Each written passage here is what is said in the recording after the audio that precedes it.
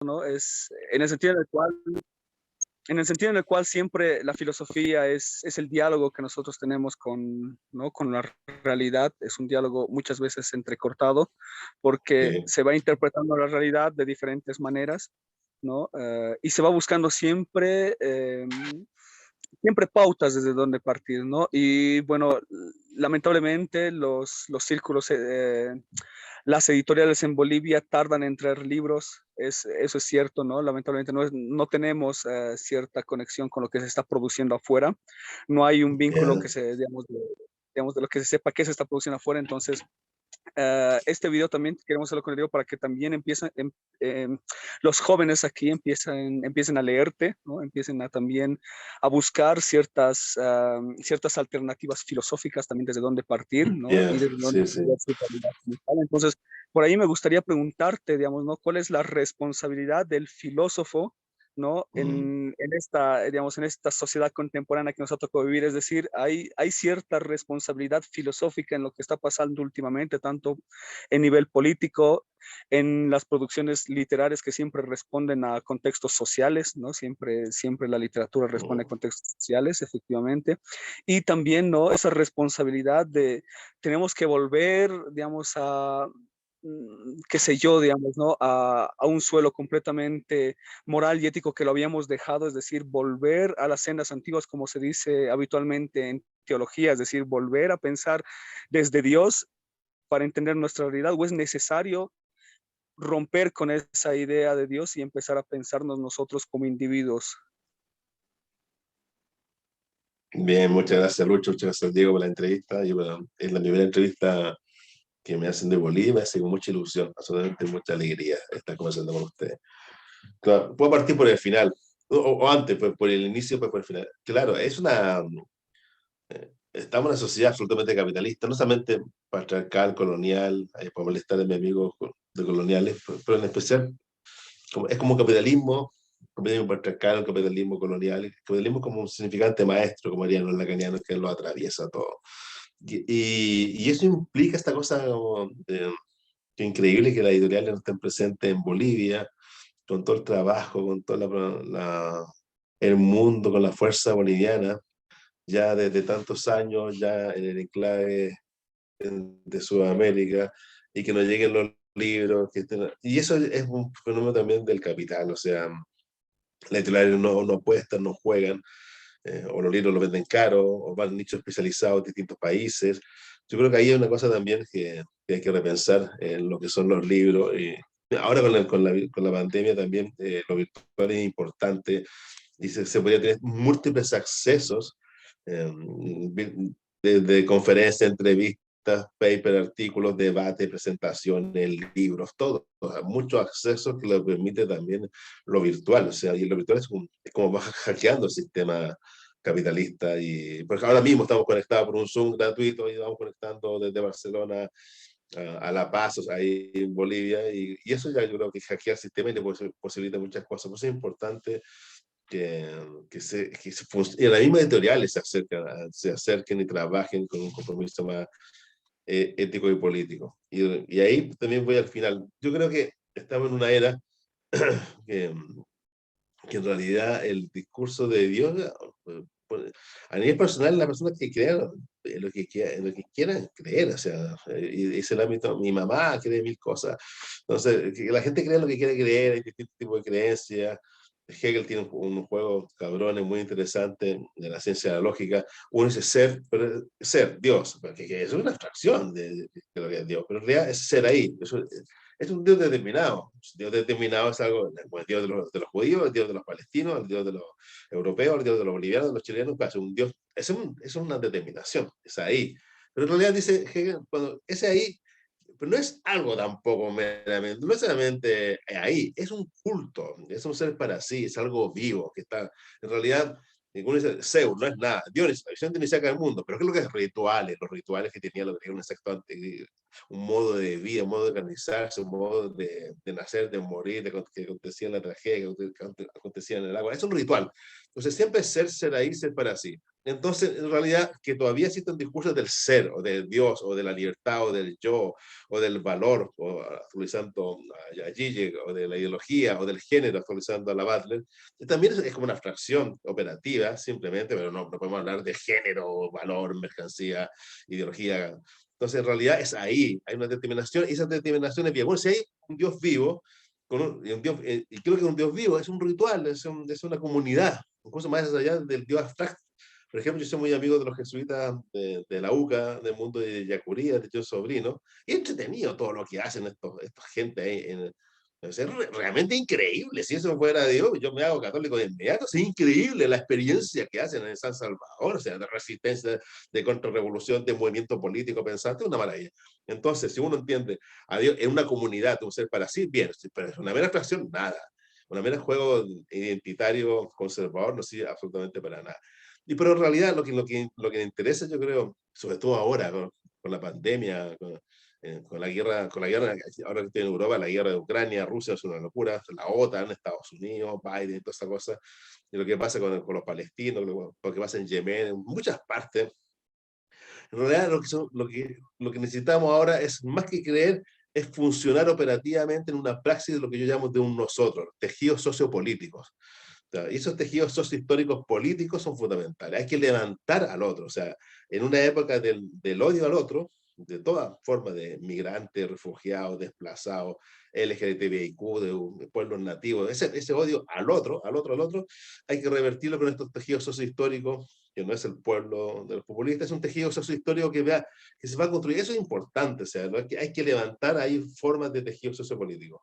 Eso es lo que resiste, yo creo, a ese capitalismo radical que tiene múltiples formas de manifestarse, y ahí yo creo que, y ahí, contesto como lo fundamental de tu pregunta, la labor que uno tiene. En realidad, pues yo pertenezco a Convergencia Social, el partido de Boric en Chile. Nunca había formalmente militado, pero al final me puse a militar para que llegue a ayudarlo, porque yo siempre he estado cerca de la política, he sido un filósofo más también con dimensión activista, estoy en un Versailles instalado sobre sí mismo.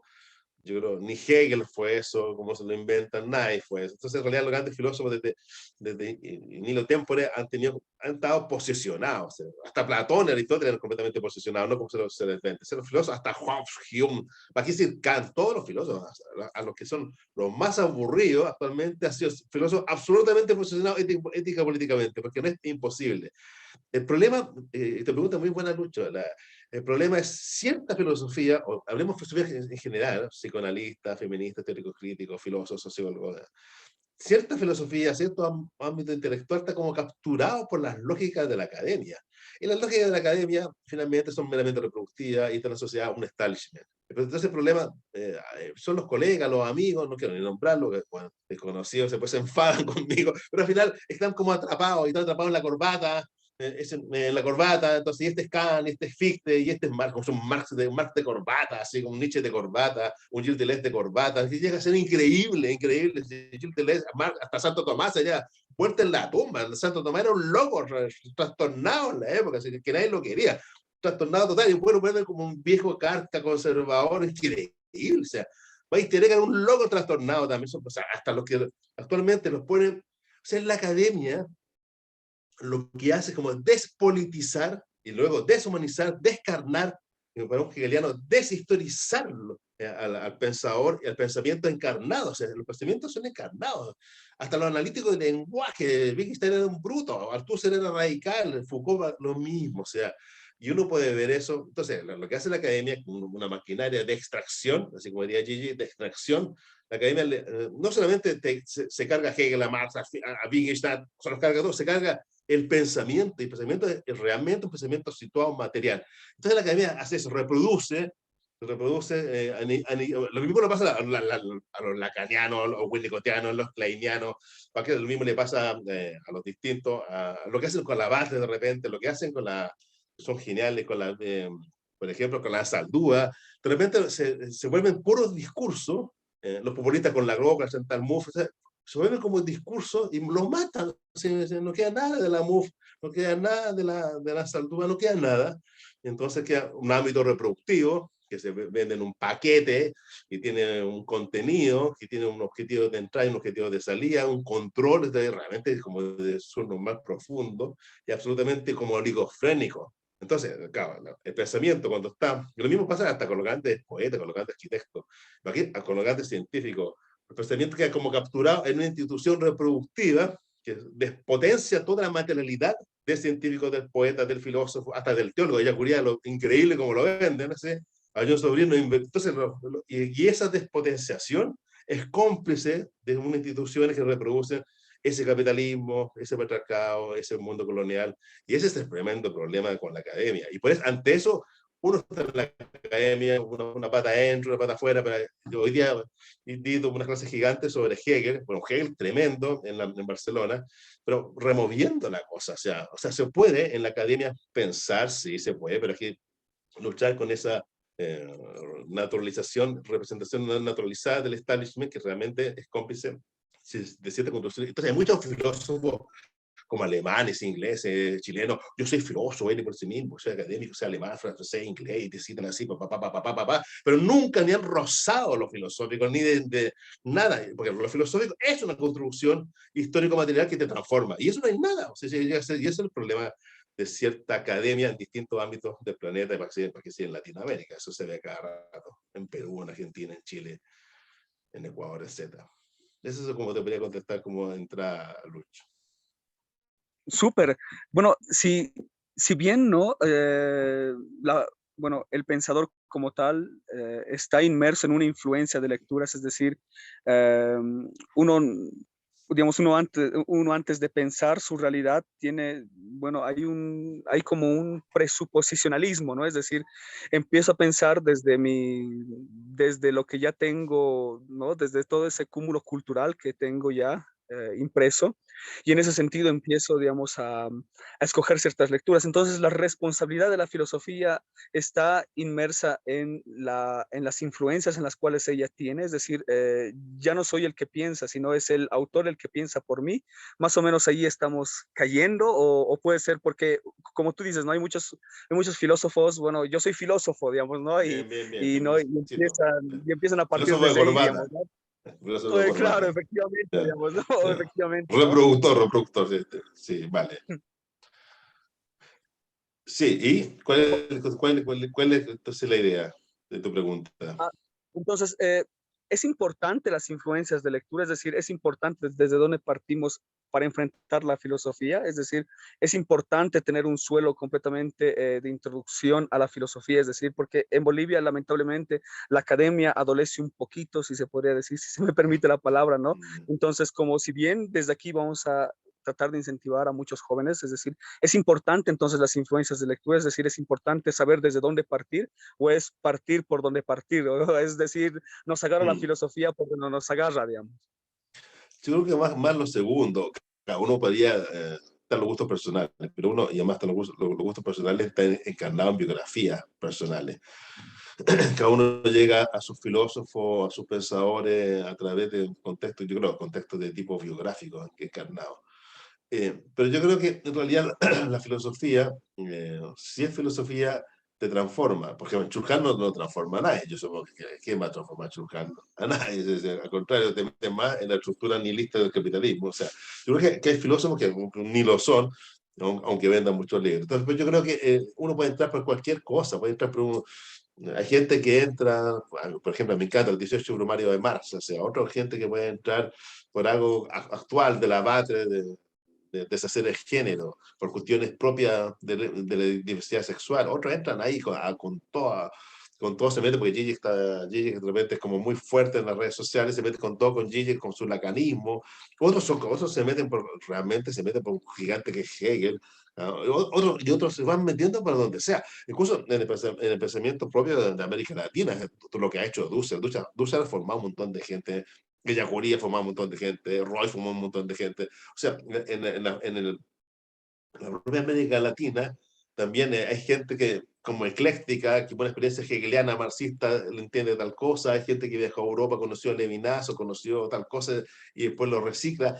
Yo creo que la filosofía tiene múltiples formas de entrar, No es formalmente de la universidad. Yo creo que la filosofía en sentido amplio entra, por ejemplo, en mi caso, entra mucho por el cine, por el arte, por la política, por la calle, entra por la calle, entra por el cine, entra por la música. Ahora estoy dando un libro sobre música con un amigo, por canciones, Joy Division, Bowie, por Nick Cave, entra por, no sé, entra por el rock, de repente entrará por los punky, entrará por The Clash, por los Sex Pistols, o sea, entrará por los bandas de rock, por los prisioneros, increíble como entró en Chile por los prisioneros, y los prisioneros se dice como una leyenda en las revueltas de Chile. Entrará, no sé, por Víctor Jara, por Silvio, entrará por... Incluso a lo mejor entrará, me encanta Beethoven, entrará por alguna sonata de Beethoven que tiene Beethoven, está como loco tocando el sordo, y ahí no estremece, entonces de repente por la lógica de la sensación de Beethoven, o por una puesta en escena, o por un poeta, por una declamación, y eso te abre el pensamiento, lo propio de la filosofía, el lenguaje fome aburrido, es una reflexión crítica, pero que abre. Pero ¿qué significa reflexión crítica? En el ámbito del presente, donde uno está ya atrapado en el presente, llamado el presente capitalista, y más patriarcal y más colonial, entonces uno vive produciendo y distribuyendo capital para poder sobrevivir y en eso tener reconocimiento, y tener éxito y agregar valores, pues ser algo en este mundo capitalista, en este mundo ontologizado capitalista. Ahí, de repente, una canción, un beso, a lo mejor follas, tienes sexo, de repente algo te pasa con la sexualidad, de repente te ponen a leer Apreciado, o te lees a Sade, te vas con Nietzsche, con Sade, con Preciado, de repente vas a una película que te abre, o en las calles pasó algo tremendo, en la primera línea, en una protesta, en una represión, y eso te empieza, esa es la reflexión.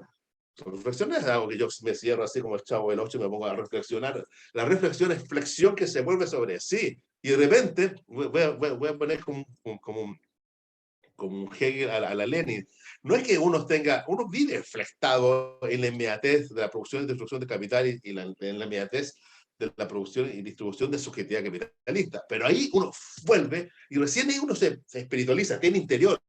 Y cuando uno tiene interior, uno pone distancia. No quiero esta cosa, y no quiero más McDonald's, y no, y estoy en la primera línea, y esto me atraviesa, y juego en la sexualidad, y me voy para allá, y niego esto, y empieza a reflexionar, a interiorizarse, y empieza a aparecer algo muy bonito que tú de pasarlo, mencionaste en la pregunta anterior, uno no está solo, esa es la construcción de la moneda capitalista, uno no está solo, uno es con otro, ya con su padre, con su madre, con quien sea, con tu amigo, con tu amiga, con un personaje ficticio, con un personaje de Marvel, entonces uno es uno con otro, uno es uno con otro, ya virtual o empírico, y uno se siente un colectivo, y ahí empieza a aparecer la reflexión, y ahí empieza la transformación de uno, de otros, y justo una transformación material. Eso yo en lo filosófico, y eso obviamente puede ser canalizado en un departamento de filosofía, con un texto de Aristóteles, de Heráclito, o nos vamos por aquí, o nos vamos con Dussel, o nos vamos con Roy, o nos vamos con la interpretación de Spinoza que tiene la Chagüí en Brasil, que es entretenidísima, o la interpretación que tiene Ricardo desde Hegel, que cambia a Hegel fome, aburrido, burgués, para lo que sí está ridículo, que era Hegel. Entonces empieza a pasar algo. Y eso se puede canalizar, obviamente, en un departamento de filosofía o un departamento de sociología. Podemos nacer en el departamento de sociología de la Complutense, hablando de la clocha, tal, cosas así. Entonces empieza ahí, porque filosofía no pasa casi nada, pasa en sociología. Y ahí empieza a pasar la transformación que puede ser académica, pero no es necesariamente, creo yo. Y menos ahora que estamos como conectados de una forma distinta, Luis. Súper. Entonces, hay un relacionamiento entre literatura y filosofía, ¿no? Es decir, ¿cuál es la relación entre la filosofía? La literatura lee a la filosofía o la filosofía lee a la literatura, digamos, ¿no? Porque la literatura es esa respuesta digamos, a lo social ya desde el siglo XVIII, ¿no? Con Taine, que empezaba, digamos, a interpretar la sociedad y a través de eso empezaba, digamos, ¿no? El sistema positivista de entender entre, bueno, si bien la literatura se escribe, hay que estudiarla desde su raza, desde, bueno, desde el modo en el cual se reproduce y, digamos, cuál es la causa de esta reproducción, digamos. Entonces, ¿cuál es la relación? ¿La literatura lee a la filosofía o la filosofía lee a la literatura? Nietzsche era un loco, y todo el mundo pensará que Nietzsche era un poeta literato que de repente pensaba reflexivamente como filósofo. Nietzsche, cuando uno lee las cartas, dice: yo soy filósofo, soy filósofo. Increíble, era un filólogo. Y los filósofos, no, tú no eres filósofo. Y los filólogos, tú no eres filólogo. Los músicos, tú no eres músico. Los literatos, tú no eres literato. Él decía: yo soy filósofo, soy filósofo. yo creo, ya, que, y después te doy una vuelta de tuerca.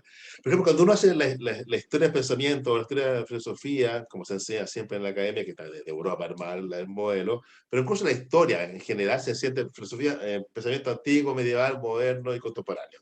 ¿Ya? Y eso se puede entender que es que hace una construcción como europea, que después coloniza distintas partes del planeta, pero incluso se puede hacer, hay un mundo antiguo también, el mundo de la Yayala o de Amerindia también, entonces que van pasando cosas, y es mundo como medieval, y hay un sincretismo, entonces uno ve como cuatro momentos. Yo creo que la cosa no es así. Mira, ahí sigo a Gigi y a Badiou. Yo creo que en realidad podríamos entender el mundo, el devenir histórico. Si queremos en el ámbito filosófico, pues lo podemos ampliar. En el ámbito filosófico, a lo mejor sería como pensando en el siglo VI antes de Cristo, en el mundo griego, donde están los misterios de Leusis, donde está el loco Heráclito haciendo esas cosas loquísimas. Todo el mundo hacía poemas, y los poemas tenían hexámetro, y el tipo no quiere hacer hexámetro, hace una prosa dionisíaca. Y rarísimo lo que hacía Heráclito. Entonces Heráclito decía, Jodos, Anocato, Mía, Heicauten, camino arriba, abajo, uno y el mismo. Entonces, rarísimo, porque todo el mundo escribía en poemas. Y el poema tenía hexámetro, y hexámetro como un mantra. En el mundo había un ámbito de mantra. El mantra era hexámetro, así, una forma cantadita, así como arriba, abajo, arriba, abajo, arriba, abajo. Era un mantra, así como el rosario para los católicos. Era un mantra, y de repente hay un loco que hace una cosa rarísima, tensa, Polemos, Fir, tensa, tensa, tensa, Genka y Pan, tensa el tipo. Tadepan sabía que era un os, el rayo sale y se expande, un uno con un todo. Entonces es un tipo que hace una prosa, y en la propia prosa, esa prosa es dionisíaca. Mira, mira. Entonces, Dioniso operando en la prosa, Dioniso operando en los misterios, Dioniso operando en los cultos, en cómo se nace, cómo se muere. Dioniso se expresa en la tragedia.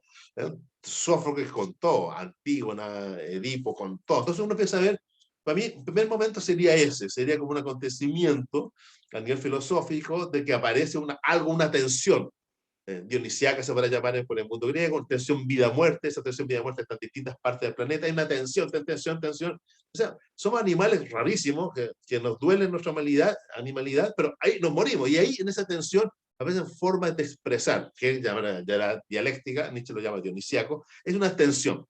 Después yo creo que no pasa absolutamente nada, esa tensión se va como radicalizando, y en el mundo renacentista lo que pasa y aquí viene lo importante, viene la libertad. Y empieza algo raro. Entonces la filosofía empieza a asociarse con lo libre. Lo libre es muy raro. Entonces lo libre empieza a pasar con los artistas, con Florencia, esta pequeña república. Eso le encanta a Maquiavelo, tanto el Príncipe como el Discorsi. Hay algo raro. Entonces se empieza como los artistas. Entonces Florencia es como una mujer que parece como una Venus, que sale de una concha. Entonces Botticelli empieza los artistas, el urbanismo, grado de distancia, empieza algo que diría como Deleuze o Nietzsche, como de creación.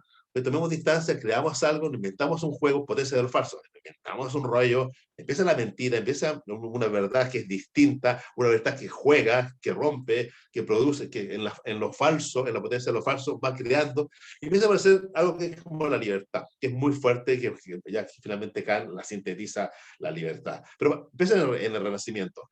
Después viene un momento que es el momento de Hegel, que es una maravilla. Hegel, ¿qué es lo que hace? ¿Sabe? Es un bruto. La libertad es histórica y es estructuras de dolor. Entonces, ¿cómo define? Lo define, es el calvario del Dios, es la muerte del Dios, es el Schlachtbahn, dice en la filosofía de la historia de 24, es el banco del verdugo. O sea, ¿qué es lo que es? El hombre es la libertad, pero la libertad es un colectivo donde, peor que sabe, sangre, sangre, sangre, sangre, sangre, sangre, sangre, y ahí empieza a construirse formas institucionales de unos con otros. Entonces le da una vuelta de tuerca Hegel a la libertad increíble, o sea, de la tensión dionisiaca. Y después viene el gigante Nietzsche, el loco, que era un loco casi un psicótico, y el psicótico lo que hace es producción, producción de los. Y ahí vivimos en un mundo de una libertad, ya que va jugando, bailando, girando, moviendo, rompiendo todas las estructuras laberínticas que no quieren la libertad. Entonces, es como Siegfried, es lo libre para antonomasia. Se creen dioses, los animales humanos, ya, que le acontezca la libertad. Entonces viene el proyecto de Nietzsche, que es brutal, que acontezca lo libre. Eso es complejo. Entonces yo creo que lo filosófico tu pregunta, Lucho, apunta a lo libre. Ese es el único, y filósofo, repito, ya filósofo académico o filósofo en sentido amplio. Puede ser el Lacan de lo real, el Freud al final de su vida, ¿cierto? Winnicott, los trabajos de Asaldúa de las mezclas de Borderland, todos los juegos de la mezcla, y los intersticios. Entonces, bueno, el filósofo Hegel, entonces, en realidad, lo filosófico apunta a lo libre, es el único modo humano, del animal humano, en que en cursos rompe con Dios, rompe con la Heimat, rompe con la tierra. Lota Ruño, en cursos se piensa en la diversidad sexual, se piensa en la diversidad se piensa, hasta el lenguaje. Sócrates no habla, es un filósofo que no escribe. En cursos, si no quiere, no escribe. Entonces, el filósofo se mueve en lo libre. Como se mueve en lo libre, el filósofo molesta. Y por eso el filósofo puede ser científico como Descartes, como Husserl, pianista como Adorno, filólogo y músico como Nietzsche, historiador como Hegel, economista como Marx, un loco como Cioran, ¿sí? Entonces, una mujer mezclada como brutal como la Saldúa. Entonces el filósofo es en el ámbito de lo libre, tiene distintas expresiones. Puede ser literatura, matemática, geometría, misticismo, acto performativo, puede ser múltiples ámbitos. Entonces está los matemáticos, los físicos, los literatos. Entonces la filosofía empieza a través, por ejemplo, para mí el filósofo es Píndaro, el filósofo también puede ser Sófocles, un filósofo podría ser Joyce, que lo amo a Joyce. Entonces, en realidad, entonces la filosofía, como se mueve en lo libre va con distintas capas, distintas materialidades que lo van constituyendo. Entonces, no es que sea filosofía, es la literatura, no, en la filosofía que se mueve en lo libre, y lo libre es esta tensión dionisiaca de unos con otros en el dolor de la propia finitud, ahí aparecen distintos soportes. Ahí aparecen formas de construir, como diría Gilles Deleuze. O sea, ahí estaría la ciencia, estaría el arte, estaría múltiple, ahí estaría lo político, en los cuerpos, la resistencia de los cuerpos, la resistencia del arte, la resistencia de lo literario, incluso a lo mejor la resistencia de los algoritmos, de las ciencias que apuntan a ir trabajando en lo libre, pero el filósofo se mueve en lo libre. Y va jugando, pero repito, con economía, con algoritmos, con performance, con resistencia a los cuerpos, va. Pero es el ámbito. Y por eso el filósofo es el terrorista por antonomasia, no es la contribución que se han hecho el mundo europeo anglosajón, patriarcal, no es el terrorista, no es el tipo de Bin Laden, que es una mera construcción, o sea, no es Al Qaeda o ISIS, menos el pobre Julian Assange, que es un héroe Julian Assange, que nos genera la posibilidad de entender todo el sistema capitalista de control. La sociedad de control es destruida por Wikileaks. No, el terrorista es el filósofo, es el agente de lo libre. El agente de lo libre es el que perfora toda la caverna platónica, toda la estructura ideológica, toda la sociedad de control. La matrix es rota porque el filósofo, repito, en sentido amplio, es el que se mueve lo libre y va perforando incluso su propia estructuración. Pone en paréntesis sus propios escorzos, esbozos, creencias que no han constituido. Somos unos monstruos, más monstruos que el que sabe, y eso es lo importante del filósofo, creo yo.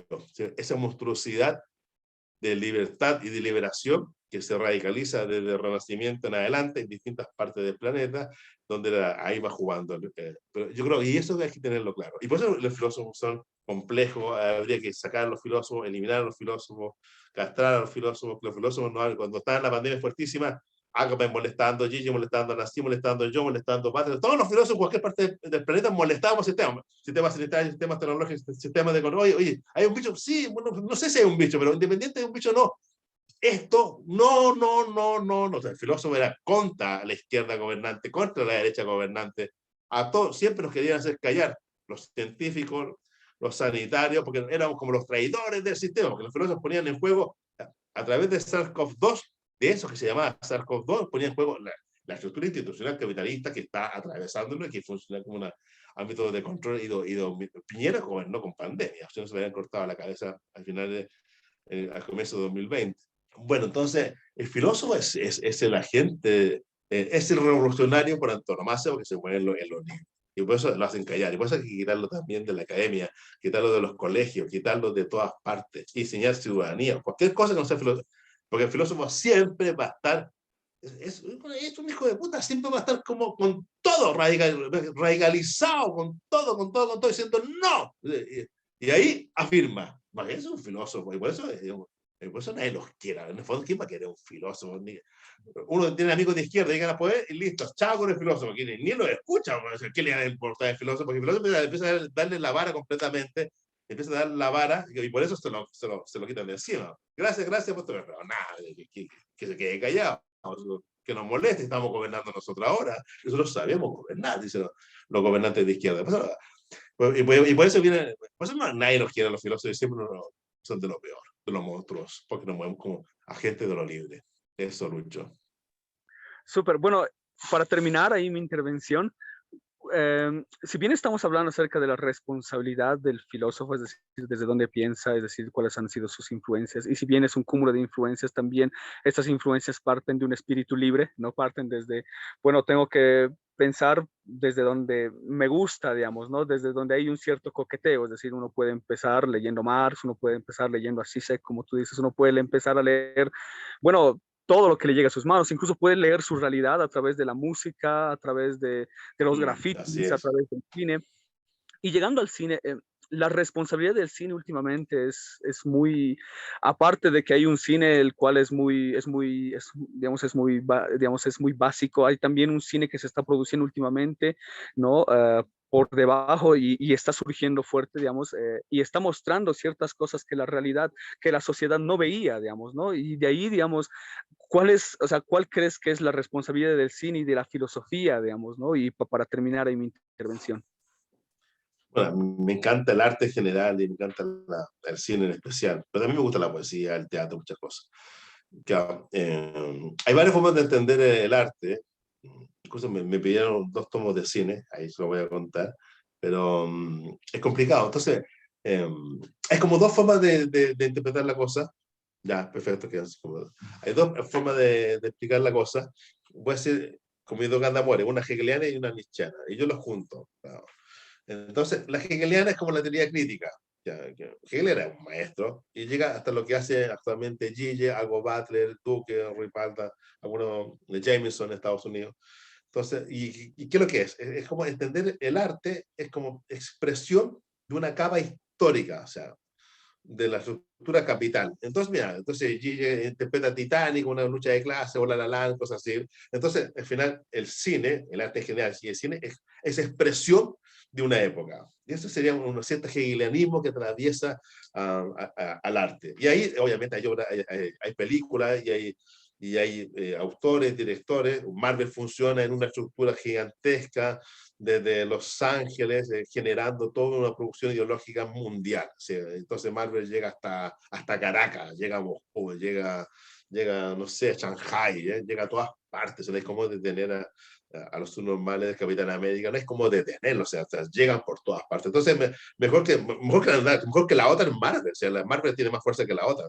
Entonces Putin va a ver películas, ningún problema, va a ver, eres fanático de, no sé, del hombre araña, Putin, no sé, o de Hulk, pero no tiene problema con Marvel, pero sí con la otra. Entonces, Marvel la lleva. Claro, entonces uno puede ver eso, uno puede ver de esa forma. Pero lo interesante es lo siguiente, en el lado nichano, y eso está en Gombrich, está de Urman actualmente, lo tenía muy fuerte Gilles Deleuze, también Godard, así. Con Nietzsche, el arte, o la tragedia, o Shakespeare, o su Beethoven, o su Wagner, en realidad no era simplemente la expresión de un momento, era una construcción, una materialidad. Es una forma de hacer teatro, es una forma de pararme en el Teatro Globo de Shakespeare con toda la gente ahí donde Hamlet eran los hombres que actuaban. Es una forma de hacer un plano, una distancia, una coloratura, una forma de actuar, una forma de cantar. Los videos de Viola, una forma de generar diálogo en Godard. Es una forma material, una forma de ralentizar la imagen, de una coloratura de una imagen. De los poemas de Malameo, de Rimbaud están cortados, chicos, formales, o los poemas de Neruda tienen una oda como más, o lo que hace el gigante Guidobro. Entonces es una materialidad, entonces Nietzsche. Entonces lo ideal sería, para contestar tus preguntas, como usted Hegel a Nietzsche, o sea, el arte y el cine en especial tiene una cierta materialidad, un cierto plano, una cierta densidad en el plano, un plano de Antonioni, un plano de Tarkovsky, un plano de la Fontría, una forma, una coloratura, una distancia, una forma de hablar. Por ejemplo, esta película espectacular, El Lofter de Antimo, una forma ridícula de actuar como si fuera una distopía. Yo hablo como distópicamente, en un lenguaje, con una fotografía, con una forma de poner la cámara, así como Osu, una forma de poner la cámara. Y en esa materialidad aparece y se expresa un momento histórico, capitalista o patriarcal o colonial. Yo creo que es eso lo que hay que hacer. Es eso, entonces, cuando... Y por eso yo creo, y eso es fundamental. Por ejemplo, y eso se ve en Butler. Entonces, ya Gilles Deleuze llamaba la sociedad de control, ante la sociedad de control, ¿qué hacemos? Creación estética, creación de cine. Se resiste con el arte, ese es Nietzsche, se resiste con el arte. La Judith Butler da un paso, sí, la resistencia con el arte es una resistencia con los cuerpos. La verdad es pacifista, no queremos violencia, ¿cómo resistimos con el cuerpo? Entonces, las tesis en Chile, con la Rita Segato, lo que hace una performance estética de resistencia contra el Estado patriarcal violador. Es una resistencia. Entonces, el arte funciona como en la sociedad de control, como disolviendo la cosa, resistiendo y a la vez como en las calles, como transformando. Y cuando el cine toma esos rasgos, funciona, pero cuando no toma esos rasgos, es cómplice del establishment capitalista de vender y de producir valor, simplemente. Y, por ejemplo, ese fracaso de la película de McKay No miren hacia arriba. La gente la ve, se ríe, se preocupa, pero no cambia absolutamente nada. Entonces, el arte como cómplice de parte del establishment es un arte, es un cine de juguete, una pintura de juguete, un poema de juguete. El arte tiene que tener ese arte transformador de resistencia de los cuerpos, y eso es lo que permite ser un agente liberador. Y eso es, es el cine que me gusta, es el